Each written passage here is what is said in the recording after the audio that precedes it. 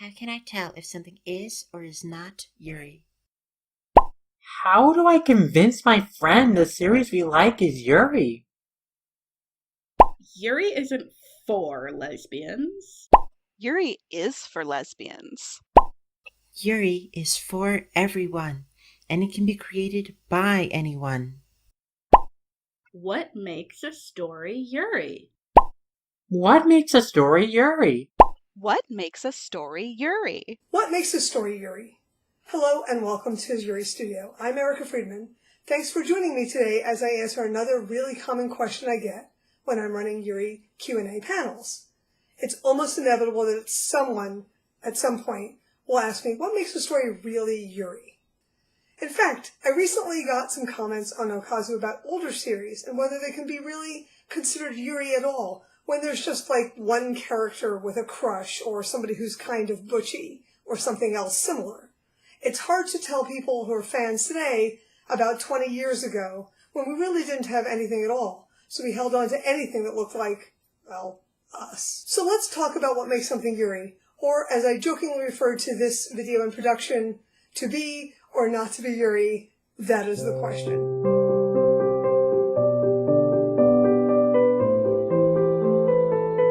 At YuriCon, we defined Yuri this way. Yuri can describe any anime or manga series, or other derivative media, i.e. fan fiction, film, etc., that shows intense emotional connection, romantic love, or physical desire between women.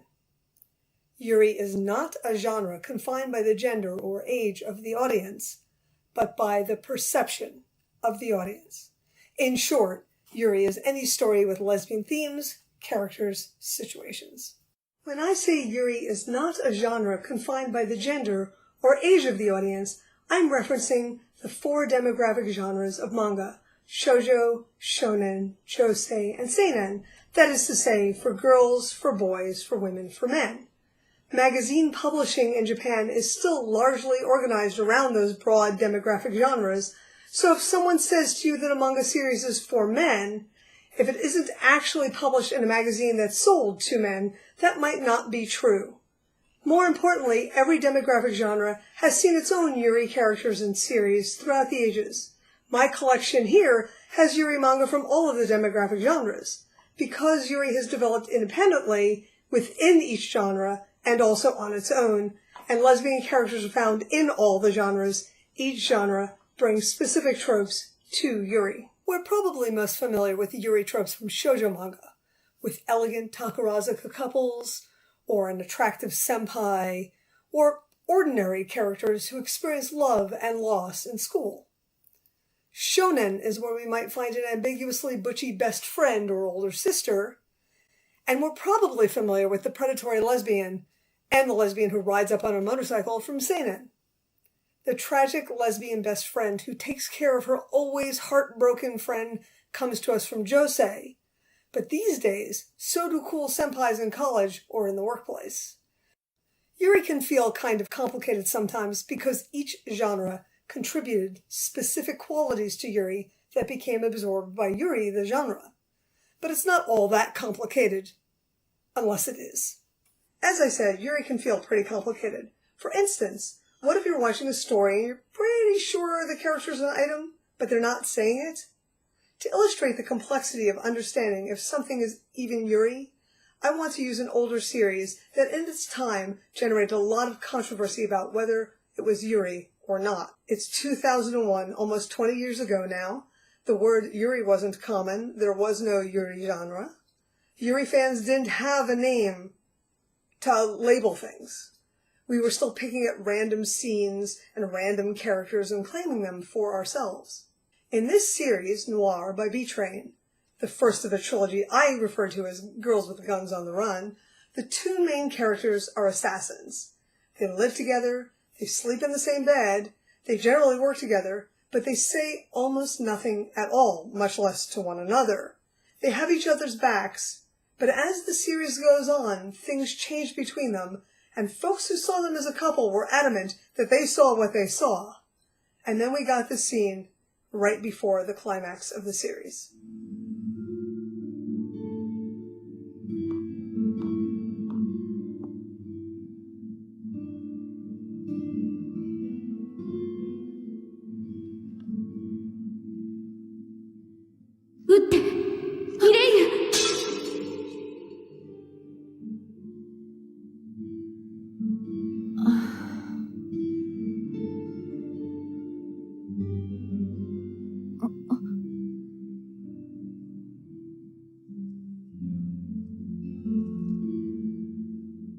ミレイユ、私はとても嫌な予感がしてます。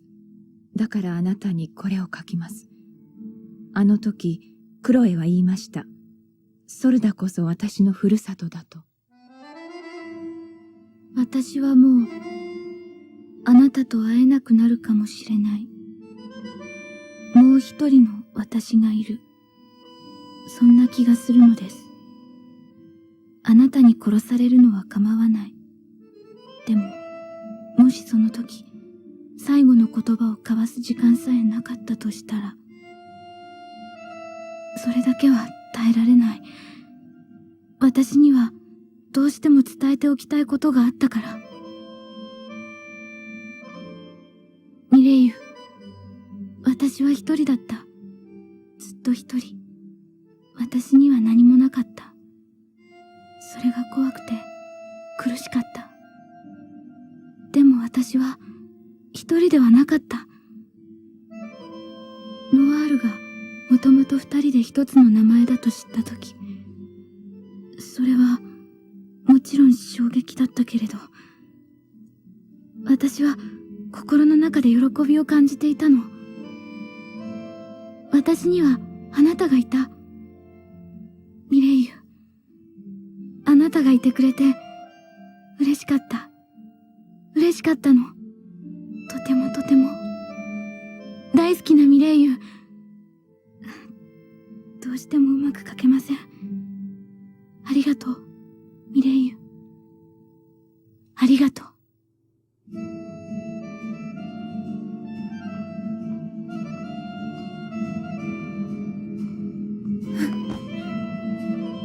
バカじゃないの。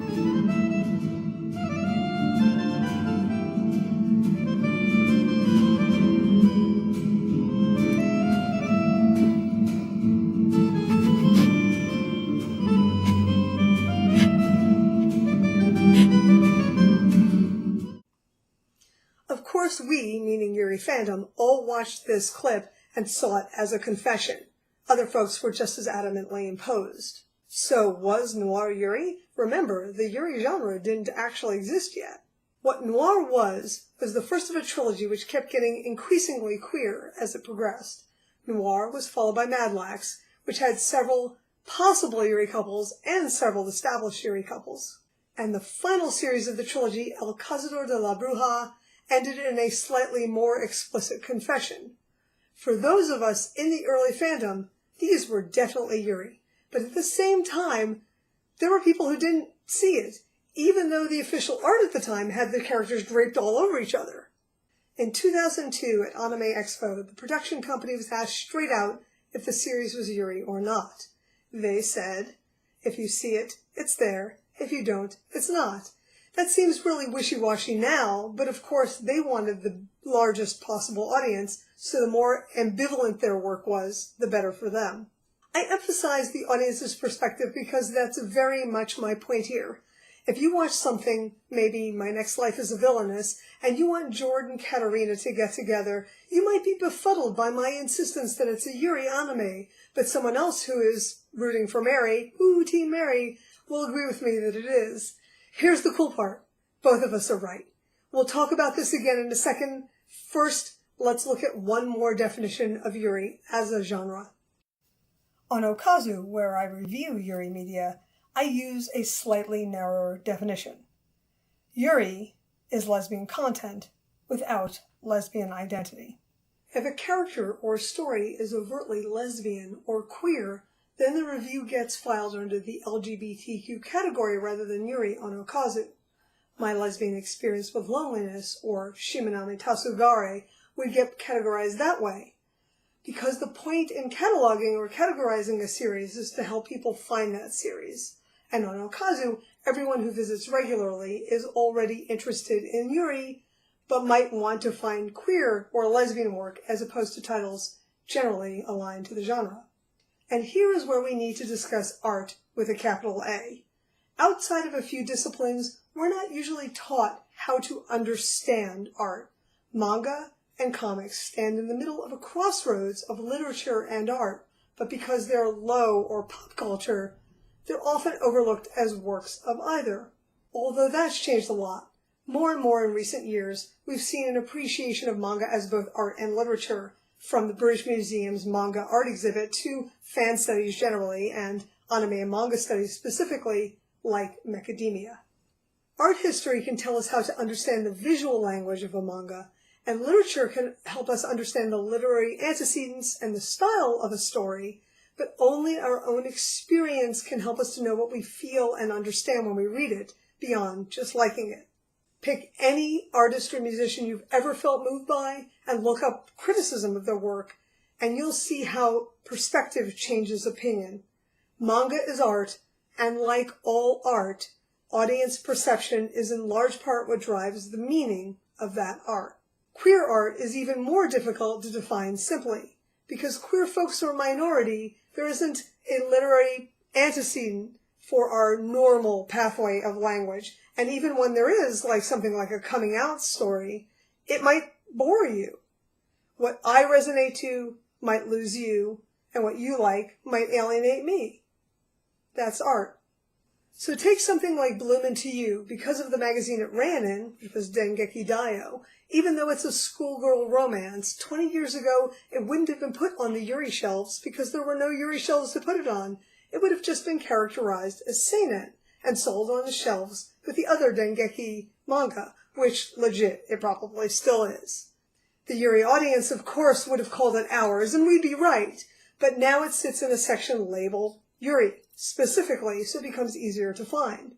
But that section has been defined by publishers as much as anyone else, and publishers are, by nature, conservative, so if one book sells, you can be sure they'll all be rushing to put out things that look exactly the same. Even Yuri mangaka like Kase-san creator Takashima Hiromi, in an interview in 2019, talked about Yuri being limited as a genre, which, to some extent, is on the publisher, isn't it? They keep Yuri locked down into an easily digestible, i.e. sellable, form. On the one hand, if enough people look at a series and say, well, obviously this is Yuri, then there's a good bet that you'll eventually find it on the Yuri shelves, even if you personally don't agree. And likewise, if a creator or their publisher insists the story is Yuri and the audience disagrees, well, at some point, that sucker goes out of print unsold. But you might be looking at it and thinking, wow, we all missed out because it hit you just right. So you can see that trying to tell if a story is Yuri by using some specific set of criteria is a little like looking at one of those hidden 3D images. You might be able to make it out if you work at it. You might be able to just see it clearly, easily, or if you know what you're looking for. In the end, you, the reader, must decide for yourself. When I talk about a series, I'm always talking about my perspective of that series. So once we agree that a series is Yuri, if you think it is, as long as you of course acknowledge other people's opinions are valid as well, you might want to ask, how do we find Yuri that isn't just slice of life? Well, we don't call that Yuri, do we? We call that by the genre it belongs to. Science fiction, fantasy, horror, action, sports, whatever. There's more work by sexual and gender minorities than ever before in both novel and comics and manga publishing.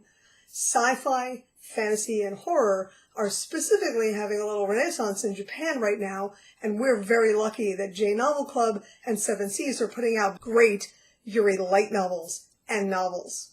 Which reminds me to remind you that there's a ton of amazing lesbian genre literature right now also coming out, and I'm a big fan of Tamsin Muir's Gideon the Ninth, and if you haven't read it, I highly recommend it. But that's not going to be in the LGBTQ section, it's going to be in science fiction and fantasy section where it belongs. So look beyond manga for great lesbian work, and let publishers and authors know what you liked and what you'd like to see more of. That kind of feedback is really super important. Since we're talking about perspective, I'm going to end this video with the principles I follow in my writing. All of this goes for any discussion about any kind of art. Just because you like something doesn't mean it's good.